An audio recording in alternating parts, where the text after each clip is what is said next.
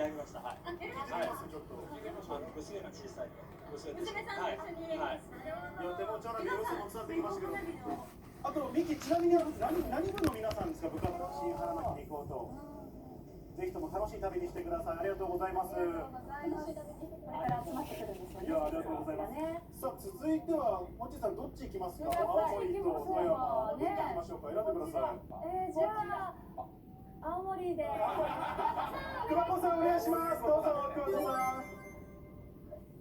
ありがとうございます。